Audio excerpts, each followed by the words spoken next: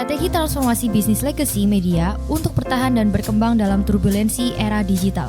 Penelitian Fundamental Reguler 2025. Tim peneliti Nanang Krisdinanto, Universitas Katolik Widya Mandala Surabaya.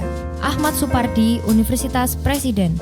Merlina Maria Barbara Apul, Universitas Katolik Widya Mandala Surabaya. Haris Herdiansyah, Universitas Presiden. Tujuan penelitian: mengidentifikasi dan menganalisis strategis transformasi bisnis legacy media di tengah turbulensi digital, menelusuri proses transformasi digital yang mendorong penciptaan sumber pencarian pendapatan dan praktik jurnalisme baru di tengah fenomena runtuhnya pendapatan legacy media. Metode: wawancara mendalam, fokus group discussion, observasi, dan studi pustaka. Melibatkan 24 narasumber dari kalangan jurnalis senior dan staf bisnis senior legacy media di Indonesia. Subjek penelitian: legacy media yang mampu bertahan dan berkembang di turbulensi digital. Solo Post, Solo, 13-14 Agustus 2025. Harian Surya Surabaya, 18 Agustus 2025. Suara Surabaya, Surabaya, 25 Agustus 2025. Praktisi yang mengajar atau akademisi yang praktek juga.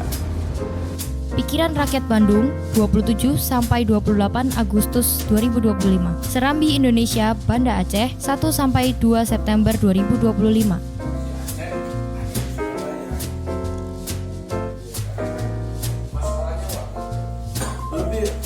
Berarti Bapak melihat Pak Bukhari ini gabung di sini.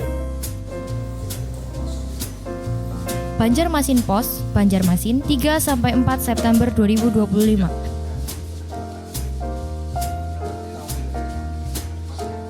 Hasil penelitian, dampak turbulensi digital, jurnalisme tidak mampu lagi membiayai operasional media. Maka legacy media harus bertransformasi untuk menciptakan alternatif pendapatan baru di luar iklan, terutama di platform digital. Ketergantungan sangat besar kepada iklan, khususnya iklan pemerintahan, yang bisa berdampak buruk pada kualitas jurnalistik. Sekitar 60% hingga 80% pendapatan berasal dari iklan pemerintahan, sisanya dari out of media. Kesuksesan bertahan dan berkembang di tengah turbulensi digital dibaca sebagai kemampuan media untuk terus secara konstan mengurangi ketergantungan terhadap iklan. Semua media berada dalam pergulatan menurunkan ketergantungan terhadap pendapatan iklan dan di sisi lain terus menaikkan pendapatan alternatif.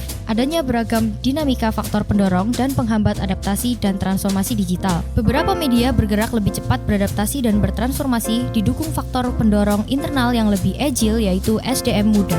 Muncul centrality of creativity, yaitu bagaimana ide baru terkait produk, proses, maupun prosedur diperlukan sebagai landasan organisasi media untuk beradaptasi, bertumbuh, dan bersaing di tengah turbulensi teknologi. Berita dan produk media lainnya adalah barang budaya yang tidak bisa distandarisasi dalam jangka panjang mengikuti sifat atau permintaan pelanggan yang berubah-ubah. Di sini keunggulan kreativitas dalam merespon turbulensi digital menjadi sumber daya penting bagi organisasi media. Kembali ke prinsip dasar jurnalisme. Penelitian menangkap adanya optimisme di kalangan legasi media. Di tengah gelombang konten hoax di media sosial, apalagi dipicu artificial intelligence, produk jurnalisme menjadi amat dibutuhkan publik terkait informasi yang akurat dan terverifikasi. Kesimpulan, untuk bisa bertahan dan survive, legasi media bertransformasi dari perusahaan media menjadi perusahaan komunikasi. Implikasi etika. Transformasi ini mendorong sinergitas, ruang redaksi, dan ruang bisnis yang dalam norma jurnalistik tradisional tidak boleh disatukan. Pengelola legacy media berada di tengah kontradiksi antara nilai ideal atau publik dan kepentingan bisnis, dan berada dalam pergulatan untuk menyeimbangkan keduanya.